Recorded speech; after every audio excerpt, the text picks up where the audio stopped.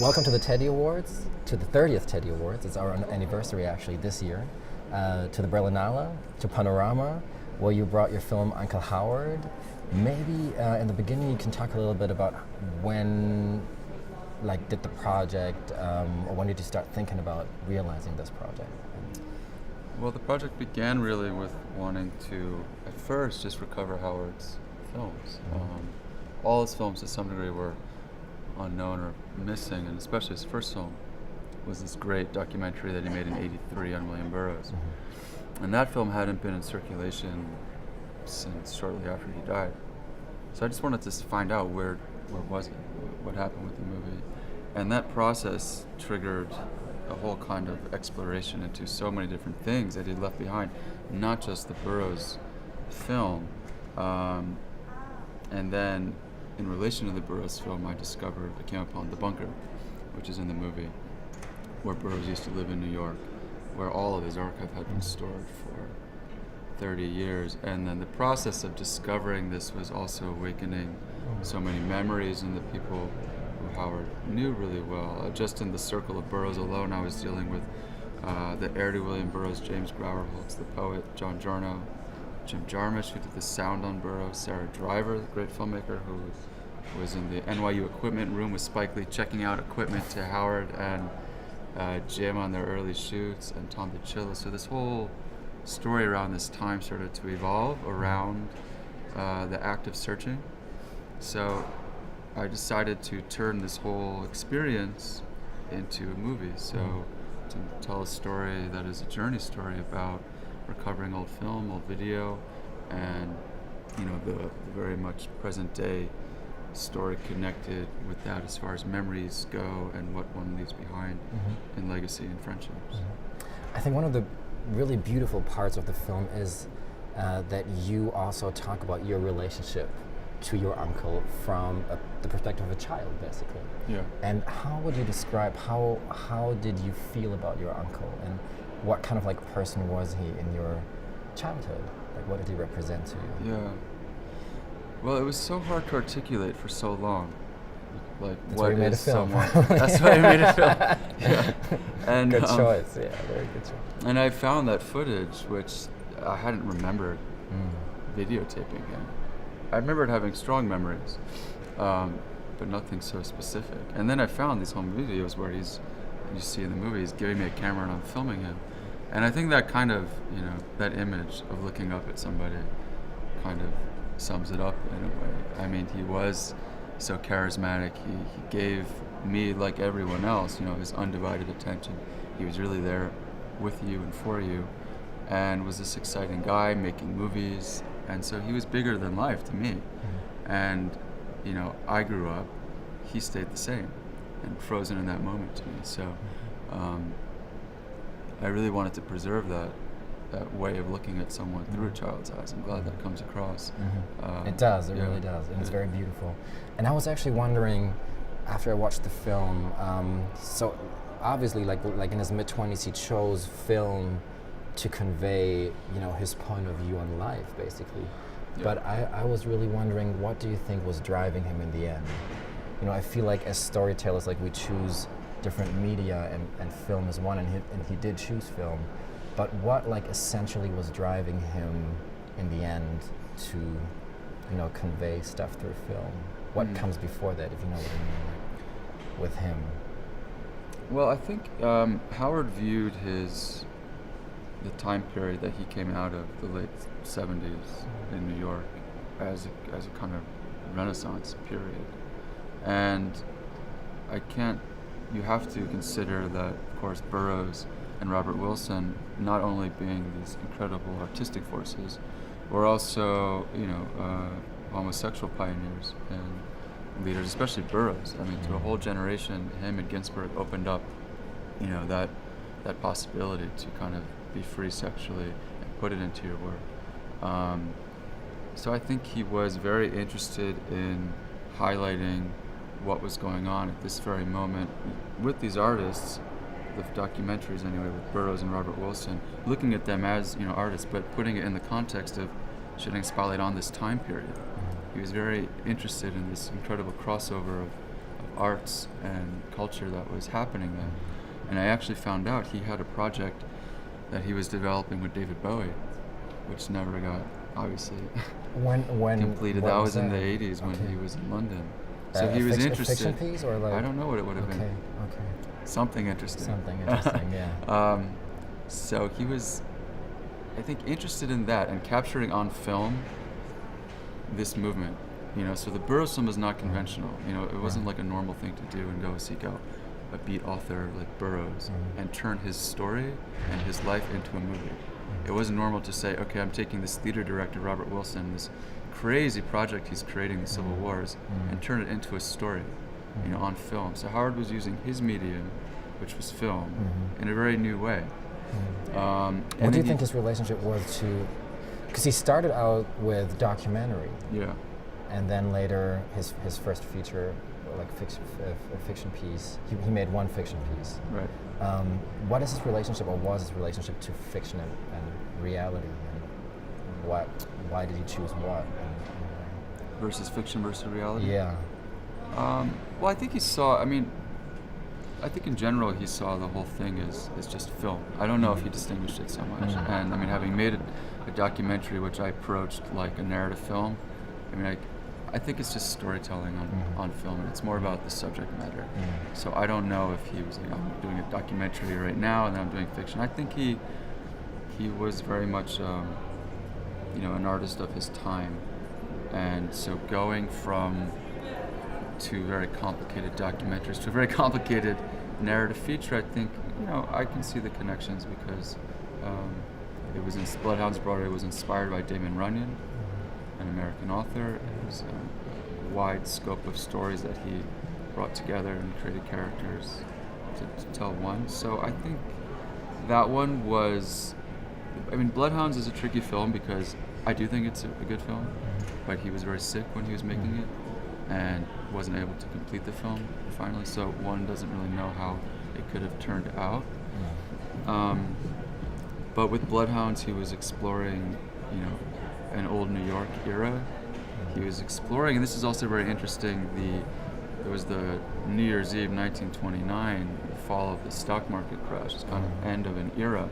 It sets up the whole film, and it has always been interesting to me that Howard's film on an end of a New York era coincides with the release of Bloodhounds of Broadway, which is 1989, which is also the end of another era in New York, which is the era of this kind of cultural, sexual, political boom, this positive step forward, which gets totally decimated by the AIDS epidemic.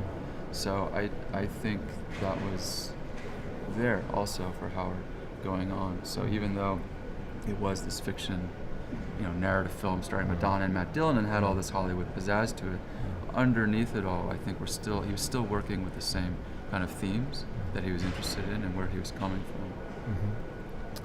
Do you think the question, like where his career could have gone if he hadn't died, is relevant? Did you ever think about that, or? Oh, all the time. And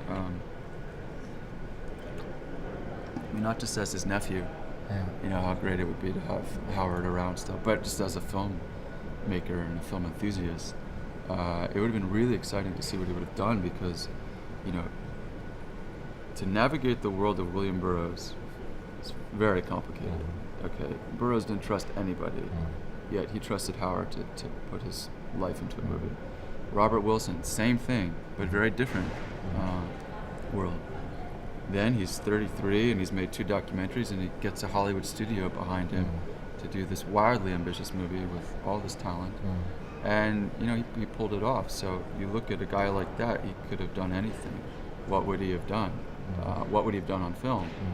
And, I view Howard in the same club as, group as Mapplethorpe or Keith Haring, and these guys who are really pushing the envelope artistically very far, but also had the kind of brains and ability to navigate, the political, economic world of it a little bit. So, it was a major blow. You were just mentioning Mapplethorpe, and there's also a documentary on Mapplethorpe actually playing at this festival now, and it was at Sundance too, I think. And he died too in '89. Like how, as a current filmmaker and artist, do you read like the late '80s, where so many of these like iconic figures just died, you know, and were gone, and after that, as someone who works now in the times we live in, what's your interpretation of that period? Well, it was a huge backlash because, as we know, it wasn't just the disease. The disease was part of it, but you know, all of a sudden, you know, there was all sorts of hate. Everything kind of came to the boiled to the surface. There was this huge. I mean, I've had many discussions about this with like Brad Gooch and people who are in the movie, and you know, in the '70s, pre-AIDS, you know, they kind of had New York to themselves, and no one was on them. And suddenly, you have right-wing governments coming in, saying AIDS is, you know, God's revenge against facts, you know, and suddenly establishment was kind of descending upon their scene, and it was a huge backlash politically, even real estate-wise. I mean, it totally changed the city. You know, Mayor Koch had a plan to get New York out of bankruptcy by raising its tax base. So he had real estate incentives to get people who traditionally lived in the suburbs, who worked in finance, into the city. And they were getting free real estate all the time from all the people dropping dead from AIDS, from drugs. So there were all sorts of these awful things going on, and I don't want to get into conspiracy or not, but all these things were kind of like the perfect storm that hit it and hit this era. So I do feel a responsibility, having been aware of it as a child and then growing up as an adult and it being close to me, to, you know, peel back this kind of sheen that was put over everything and to tell the story and to look at it, because I think what these artists were doing was so advanced then that it's still advanced and very relevant now. And we should be able to take that with us. I was very, you know, struck. St. Vincent's Hospital, which is in the film, I grew up right around there, and that was the ground zero for the AIDS epidemic in New York. And I visited Howard on the, you know, AIDS ward when I was 7 years old, and all the people dying there. And, you know, a few years ago, I started to see that it was being taken down. And you show that in the film. I show that in the film. It started to get taken down, to be put up, what else, but, you know, luxury condominiums. And, I mean, first of all, to get rid of a hospital in a place like New York, which serves how many thousands, to put up a condo that serves a few is ridiculous alone. A statement, right? But also this huge pillar that meant something a lot as far as the fight against AIDS and what people went through to just kind of wipe it out. And it also really made me realize that, you know, memories and legacies don't just stick around themselves. You know, buildings come down and, you know, people forget. So it was a real inspiration to go farther and, you know, bring out this story and put this story someplace where it can be seen and understood now, so that we have it with us, and all these stories, because I think we can learn a lot from what Howard and all those artists were doing. My final question, I really would like to know what his sort of like position is in your family, and in the wider family too. Like, what role does he still play, you know, like in the family structure? Complicated one. I can imagine. I mean, with Howard, there's so many. It's so complicated because, first of all, it was a huge tragedy. You know, a real difficult loss for my family, and also Howard's chosen family, you know, who were his friends. And I do think it's interesting that now, you know, after 20-25 years, we're starting to have stories from that time a bit more. And I think a lot of that is, from my experience and from what I saw, there was just this prolonged shock of what had just happened. And a lot of that goes along with Howard, because he was so charismatic. He was on the rise, doing so many things. So it's a weird mix. I mean, I think he's very entertaining. Everyone in the family is always amused by him. It's this beautiful mix that's very Howard of like fun and recalling all these fun aspects of him and what he did and pulled off with this kind of feeling. It's what a loss, and it's this kind of mixture. Before we were premiering the movie, I went down to Miami to show the film to my grandmother, see what she thought of it. And I was so happy that she laughed so much. She laughed so much, going through Howard's life, seeing him alive. And at one point she says, "Howard," to herself, "I didn't know you at all," And then she turned to me and said, "I think everyone in this film is on drugs." Which they probably were. I don't. Yeah, but wow. I think it's just like this huge mix of Yeah. of emotion, Howard. But everyone, I think, is so happy that the film is here because there's so much of Howard in the story. Yeah. And one thing that gets forgotten about Howard because of the tragic end to it is how much fun he was and how funny he was. And he loved life. And as James Grauerholtz, the heir to Burroughs, told me, if Howard had to pay a high price, he really got his money's worth. He really lived. He you did. know? So I think did. that's the kind of the emotion that most people are left Yeah. with now. And you really bring that across in the film too, that he was in love with life. Thank you so much. Thank you. Enjoy your time. It's Thank only you the very beginning much. of the festival, so you have a lot still to indulge in. I'm Thank you looking so forward much. to it. Thanks a lot.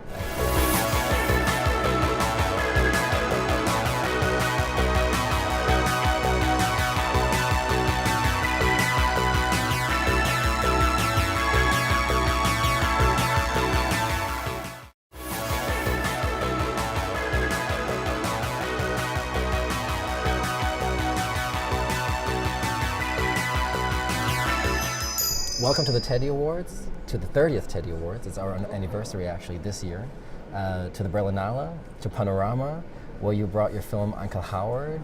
Maybe in the beginning you can... With the heir to William Burroughs, James Grauerholtz, the poet, John Giorno, Jim Jarmusch, who did the sound on Burroughs, Sarah Driver, the great filmmaker who was in the NYU equipment room with Spike Lee checking out equipment to Howard and Jim on their early shoots, and Tom DiCillo. So this whole story around this time started to evolve around 83 on William Burroughs.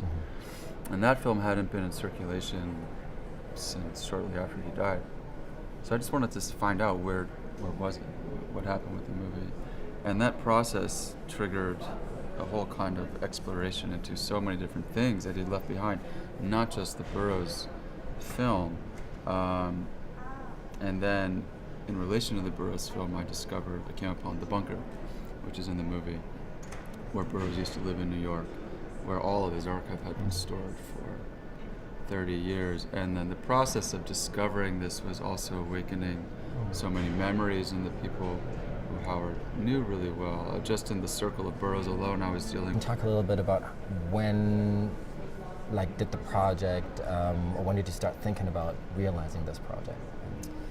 Well, the project began really with wanting to, at first, just recover Howard's films. All his films, to some degree, were unknown or missing, and especially his first film was this great documentary that he made in